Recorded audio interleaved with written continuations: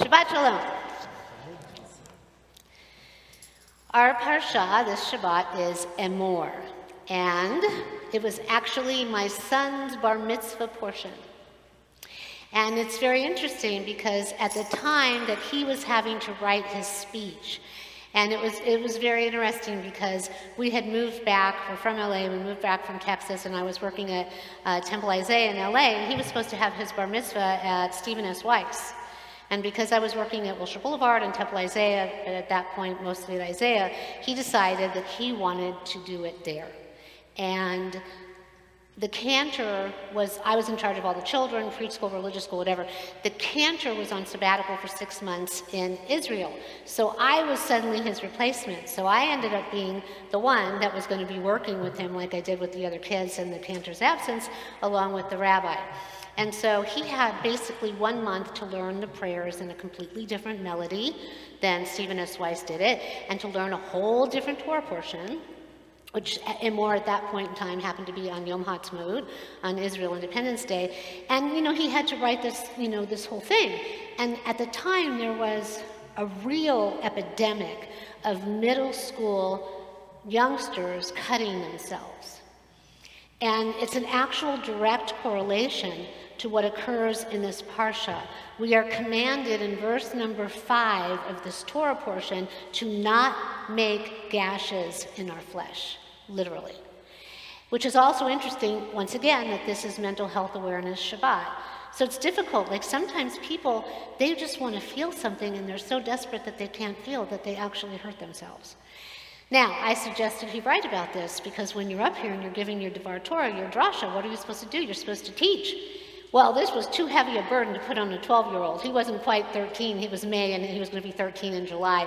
He's like, I'm not writing about that, Mom. I'm sorry. I'm just not doing it. So it's important to note that our Torah, it is in alignment with what's happening in our lives. It informs, it teaches, it scolds, it warns us, but most importantly, it provides for us a roadmap to guide us through our journey. The one that we made thousands of years ago, and yes, the one we even make today, individually and collectively, as Jews and as one humanity. This parsha has within it the command to journey on the pilgrimage festivals, Sukkot, Passover, what's the other one? Shavuot, to make our sacrifices, and it also speaks of Rosh Hashanah and Yom Kippur, which is hard to believe we're actually in preparation for Yom Kippur and Rosh Hashanah. You don't realize that, but this is what goes on behind the scenes. We lay out the guidelines in accordance with our Torah for when we should gather together, how we should observe, and in a sense, no matter how far we need to journey to get there. In ancient times, we had to actually go to a physical place. But sometimes that journey is physical, overcoming whatever you had to do to come here to this synagogue on this day. Some come from LA, some used to come from San Diego, one came from Virginia. So sometimes it's an actual physical journey, and sometimes, most times, it's a spiritual journey, one that we have to go inside to take. And it is that inward journey that we speak of in the Shema that helps us get to where we need to go at many different points in our life, in our outward physical journey. What we must do, what we must overcome, what we must be able to achieve in order to actually fully embark on that journey. As for the physical one, Rabbi Ben Spratt is quoted as saying, beneath these specific marked moments, we see that the Israelites are commanded to leave their homes and places of comfort to join together in Yerushalayim. The collective movement, gathering beyond haven and trekking into community, underscores both a value and a worldview. The sacred is not found sequestered in safety. So think about that. The sacred is not found sequestered in safety, but rather the sacred is realized in moving into a world of others. We learn in relation to each other, ritual observance, much like we do here on Shabbat. It has much more power, intensity, kavod, intention when this is done in a group. That's one of the reasons why we have certain prayers that can only be done when there's a minyan of 10. So let us remember, what is the number 10? It equals Adonai. So journeying, gathering with others to make our ancient sacrifices, or even coming together in worship and prayer, when this is done as a collective, it creates an even greater accolade to God as we bear witness to his or her oneness and as we uphold the commands. So tonight we celebrate, we gather in community. We're going to have a very festive dinner with libations in a very short while, because that's how we do it here.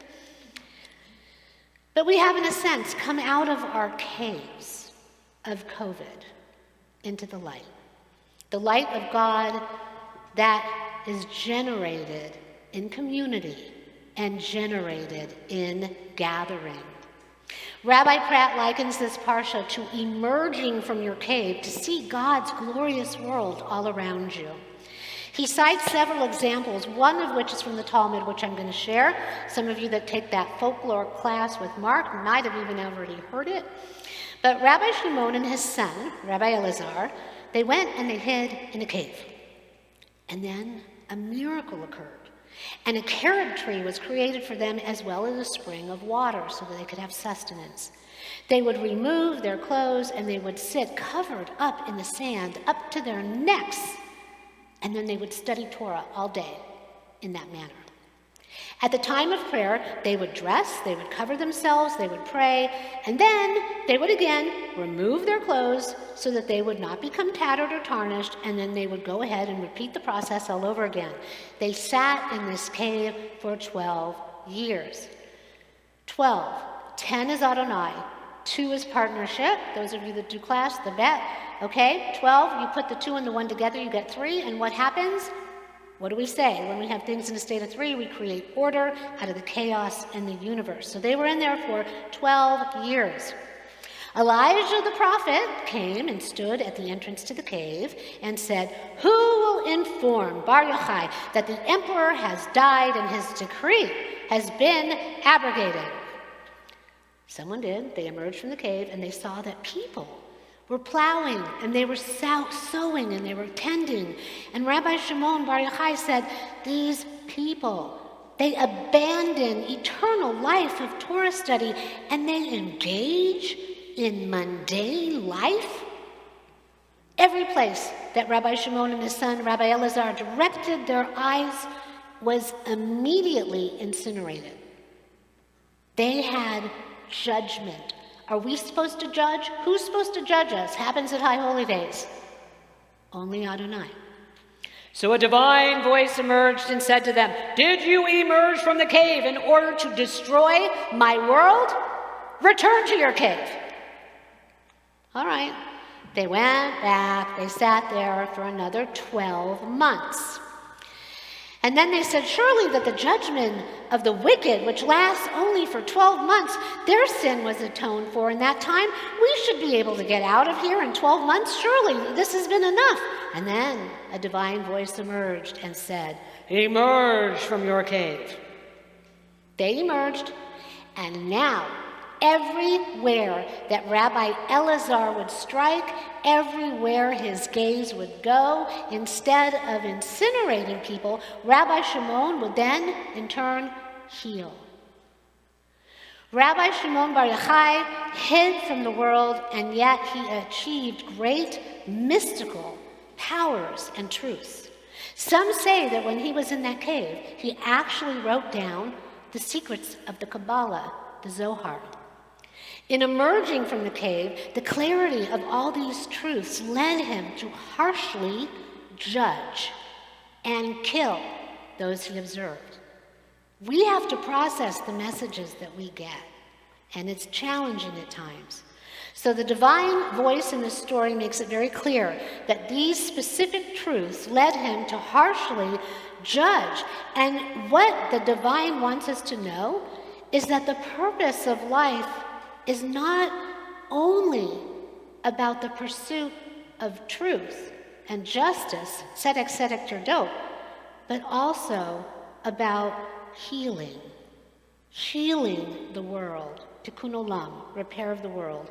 That is why we're here. We are co-creators with God, created b'tselem Elohim, in the image of God, to heal ourselves and this world when it needs it and lift it up.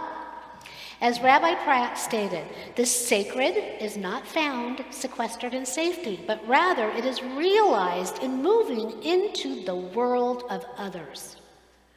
When we retreat, sometimes that's great. It's our time to heal, physically, spiritually, psychically. But at some point, we have to come out of our cave. We have to come out. And that's what's happening now. Our revelations and the growth that we found in the cave must be tested within the world. The confines that we place ourselves in are there to serve and to benefit what we are able to share once we emerge and re-enter the world. So many of us during COVID retreated so deeply that re-entering can be scary and can be filled with anxiety and doubt, especially when COVID isn't even really gone. It's still around. It just mutates into another form. But as the Talmud teaches with this story, we have to leave our caves. We have to do it in order to share what we've learned and to grow and to expand and to embrace this world that God has been given, to take what we have learned, that knowledge, and then heal ourselves and those with whom we come in contact with. Gathering in community lifts up the spirit and nourishes the soul. Gathering to worship, as we all do, and to celebrate holy days, festivals, Shabbat, and even more so. This is what we're meant to do. This is what we're supposed to share. This is why we are here. This is why we're still here. The days of taped off pews, remember those days? We'd come in here, they were taped off, and a random person, a very brave person, might sit over there or sit over there, but we kept going. We kept doing our services, recording them all through COVID. Hopefully those days are behind us. Now what we have to do is focus on re-entry, journeying toward communal gathering, taking what we've learned and paying it forward, moving forward, realizing that it's on us. So let us remember that the sacred is not found sequestered in safety, but rather, what is it? It's realized by moving into the world of others. So as we move forward, may our sanctuary be filled with glorious Ruach, spirit, and song, not only in the physical, but what we have within our own souls and being. May we honor our bodies, may we nourish our souls as we collectively heal one another, and so too our world. May this be God's will. Shabbat Shalom.